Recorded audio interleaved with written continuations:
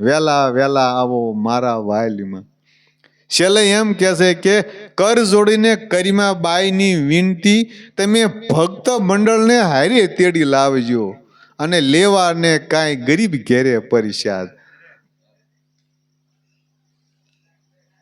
આવો આ દીકરો પ્રથમ પ્રેમ ભગવાનનો પ્રથમ પેલા ખોળાનો દીકરો છે.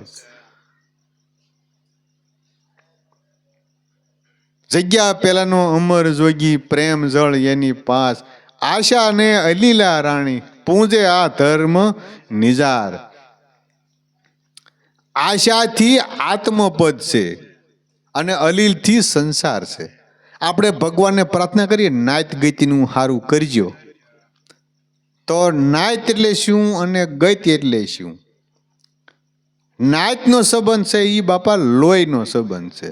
અને જે કાંઈ આપણી વાડી હોય, દુકાન હોય, ઘર હોય, આપણો છોકરો આપણે કરોડો રૂપિયા ભેગા કર્યા હોય, આપણે ભગત હોય ગમે એવા હોય ને આપણો છોકરો દારૂડિયો જુગારીઓ ગમે એવો હરામખોર હોય ને છતાં એને આ ધણી ઈ જ થાય. આપણું જે કાંઈ સંપત્તિ હોય એનો અધિકારી ઈ જ થાય. આ સંબંધ છે નાતનો. અને એમાં નાતના સંબંધમાં, લોહીના સંબંધમાં સ્વાર્થ સિવાય કોઈ પ્રીતિ હોતી નથી. સબ સંસાર આ નાત કહેવાય. સબ સંસાર કી યહી હે રીતિ, સ્વાર્થ કાજ કરહી સબ પ્રીતિ.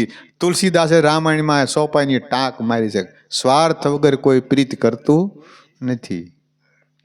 તમારી કોઈને જરૂર નથી, તમારીથી જરૂર છે. તમે મને 5-25 હજાર જે લાવો છો ને એની જરૂર છે, તમારી જરૂર નથી. જેમ એક ડોક્ટરનો છોકરો હતો ને, ડોક્ટર ભણાવ્યો અને એવો ભણ્યો મોટો ડોક્ટર થયો. અને રોજના સાંજે એ 10,000-20,000 રૂપિયા કમાઈ કરે. હવે એ છોકરો જે એટલો કમાઈ કરતો હોય એને એ ન આવે ક્યાં સુધી કોઈ ઘરે ખાવા ન બેહે. ઘડીક ખમણ ભાઈને આવવા દો ને. હા, માય ભાઈ કે ભાઈ હજી વાર નથી આવ્યો હજી, એમ ઘડીક ખમો. બેને ભાઈ કે, બાપા ભાઈ કે, ઘડીક આવે ને પછી બધા હારે. ઈશાને માન છે ઓલો 15-20 હજાર રોજ સાંજે લાવે છે એનો એ છોકરો મોટરસાયકલ લઈને જતો હતો અને ક્યાંક ભટકાઈ ગયો ઝાડવા રે અને માથું ભટકાઈ ગયું, એમાં આંટા મૂકી દીધા. મુંબઈ લઈ ગયા, અમેરિકા લઈ ગયા, પણ ક્યાંય સારું ન થયું અને સ્થિતિ બગડતી ગઈ. જેને તેને મારી લે, ગાળ્યું દઈ લે, કારણ કે મગજનું કંટ્રોલ નહીં એમાં પછી. અને કોઈ કાંઈ કહે નહીં ભાઈ, એને મગજનું ઠેકાણું નથી. હવે કોકને મારી લઈ જ ક્યાંય પોહાય. પછી શું કર્યું? થાંભલે બાંધી દીધો અને ખાવાની એમને માપે.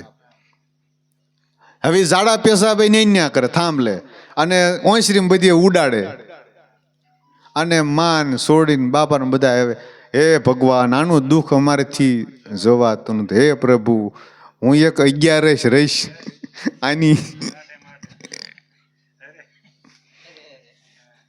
શું છે આ બધું? જેની વગર ખાતા નાતા ને આખું ઘર ભાઈ ભાઈ ભાઈ કરતું હતું, એ ક્યાંય ગયું બધું? આ સંબંધ છે સંસારનો. એવી તો કોક જ માં હોય છે, એવો તો કોક જ બાપ હોય છે કે દીકરો ભગત થાય અને સત્સંગમાં જશે ને તો એને સમજણ આવશે. અત્યારે એમ નથી કહેતા ગણાય હવે અત્યારથી ભજનમાં જવાય. અમે 50 વર્ષ થાય તો નથી ગયા, હજી વાર છે. હવે શિરડીનો હાંઠો 3 વખત છીસોડામ કાઢીને પછી કંઈક લ્યો ભગવાનને અર્પણ કરી, એવો થઈ ગયો હોય તે પછી ભજનમાં જાય. તો એ ધ્યાન ભજન શું કરે?